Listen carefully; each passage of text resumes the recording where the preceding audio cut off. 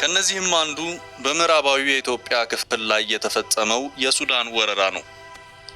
ወረራው የኢትዮጵያን ሉዓላዊነት ምን ግዴ ብሎ ከመፈጸሙ በስተጀርባ አይዞኝ ያሉ ምዕራባዊ ሀገሮች ለመኖራቸው የተወሰኑ ምክንያቶችን ጠቅሻለሁ። ከነዚህም አንዱ ሱዳን ኢትዮጵያ እየገነባችው ባለው ኤሌክትሪክ ኃይል ማመንጫ ግድብ ላይም ሆነ የውሃውን ድርሻ በተመለከተ ስታራምድ የቆየችውን አቋም በብርሃን ፍጥነት ለመቀየር መጣደፏ ነው። በተለይም ሱዳን ከግብጽ ጋር በምትዋሰንባቸው አካባቢዎች ያልተፈታላትን የግዛት ጥያቄ ወደ ጎን ብላ ሙሽርነት ውስጥ መግባቷ በፍጹም የሱዳን ሕዝብ ፍላጎት የወለደው አድርጎ ለመቀበል አስቸጋሪ መሆኑን ጠቅሻለሁ።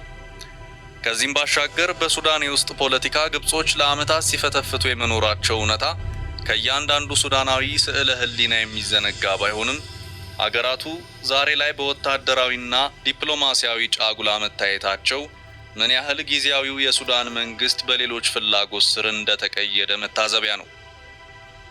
ሱዳን ከህዳር ወር 2013 ዓ.ም መጨረሻ አንስቶ የኢትዮጵያን ድንበር ከ20 እስከ 40 ኪሎ ሜትሮች ዘልቆ በመግባት ታሪካዊውን ድንበር ከ20 ዓመታት በኋላ መልሰን ተቆጣጥረናል አንለቅምም የሚል እብሪት ላይ ያደረሳትም ይሄው መቀመጫቸውን በሩቅ ያደረጉ ሀገራት አይዞህ ባይነት ነው።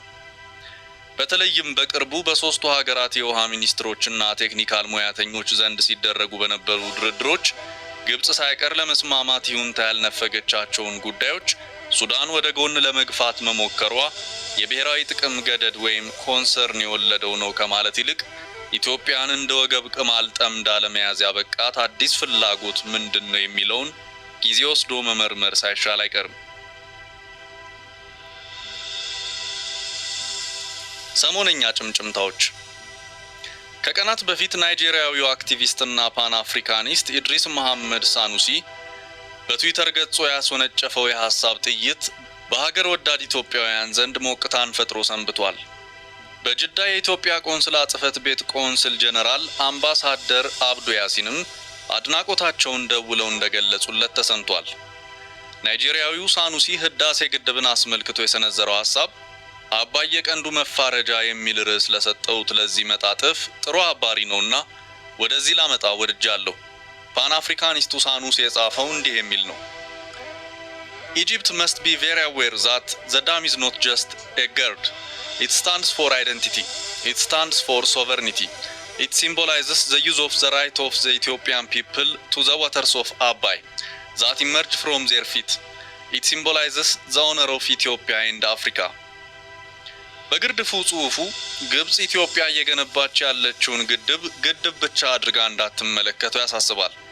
ለማንነትና ለሉዓላዊነት የመቆም ምልክት መሆኑን በመግለጽም ኢትዮጵያውያን ከጓዳቸው የሚፈልቀውን ውሃ መጠቀም ባለመብት መሆናቸውን አስረድቶ ፕሮጀክቱ የአፍሪካም ክብር እንደሆነ በደማቁ ጽፏል።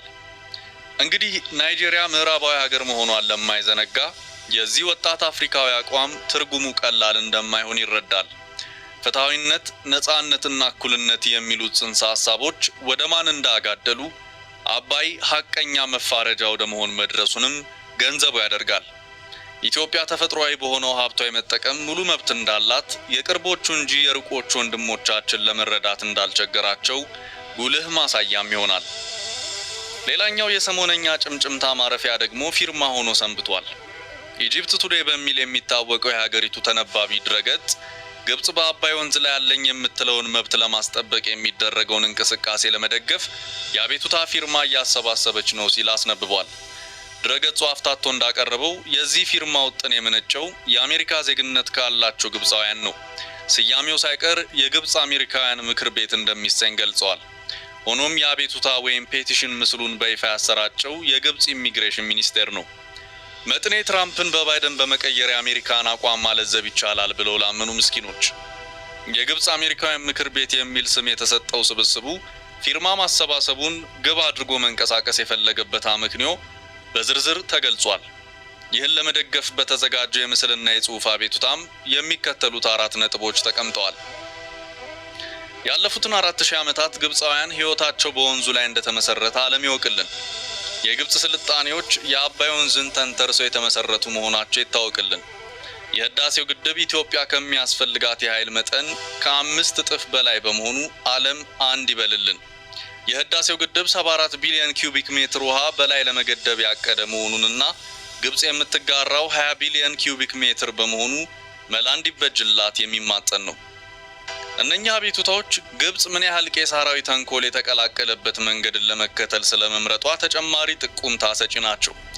አሜሪካና የአረቡን መንግስታት በማሰለፍ የግድቡን ሂደት ለማደናቀፍ የሄደችበት ርቀት በንግግርና በድርድር መድገሟ ሳያንስ የግብጽ አሜሪካውያን ምክር ቤት የሚል ስብስብ ፈጥራ ዓለምን ዳግመኛ በሐሰት ለማዘናጋት መጋጋጧ አባይ የቀንዱ መፋረጃ የመሆኑን እውነታ እያቀረበው መጥቷል።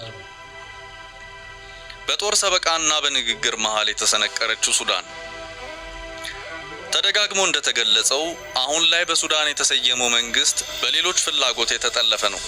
በተለይ ጀነራል አልቡርሃን ጠቅልለው የያዙት ወታደራዊ መንግስት በኢትዮጵያ ላይ የጀመረው ጦር ሰበቃ በጥምር አስተዳደር ውስጥ ያሉትን ሹመኞች እንኳን ያግባባ አቋም ነው ማለት ይቸግራል። ከአንድ ወር በፊት በፊንላንድ የውጭ ጉዳይ ሚኒስትር የተመራውን የአውሮፓ ልዑካን ቡድን በጽህፈት ቤታቸው ተቀብለው ያነጋገሩት የሽግግር መንግስቱ ጠቅላይ ሚኒስትር ዶክተር አብደላ ሐምዶክ በሁለቱ ሀገራት መካከል አለመግባባት በፈጠረው የድንበር ጉዳይ ሱዳን ጦርነት ውስጥ ያለ መግባት የጸና አቋም አላት ሲሉ መልስ ሰጥተዋል።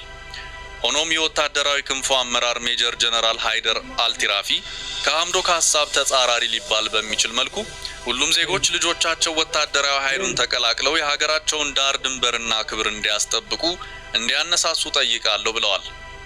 ይሄ በሁለቱ የሀገሪቷ የሽግግር መንግስት አመራሮች ዘንድ እየታየ ያለው የአቋም ልዩነት ቀጥሎ ከሳምንት በፊት የሀገሪቱ የውጭ ጉዳይ ሚኒስትር መሪየም አልሳዲቅ አልማህዲ ሱዳን በህዳሴው ግድብ ላይ ያሉ አለመግባባቶች መፍትሄ ሊያገኙ የሚችሉት በሚደረጉ ፖለቲካዊ ውይይቶች መሆኑን እንደምታምን በማስታወቅ ከዚህ ውጭ ግን ወታደራዊ አማራጭ ምንም ቦታ እንደሌለው ተናግረዋል። ሱዳናውያን ምሁራንና ሀገር ወዳድ ልሂቃንም ቢሆኑ የግብጽን ቄሳራዊ ፍላጎት ተረድተው ሀገራቸው ከኢትዮጵያ ጋር የገባችበትን እልህ እየደገፉት አይደለም። ለዚህ ጥሩ ምስክር የሚሆነን ሁነቶቹ የተጋጋሉ በመሰሉበት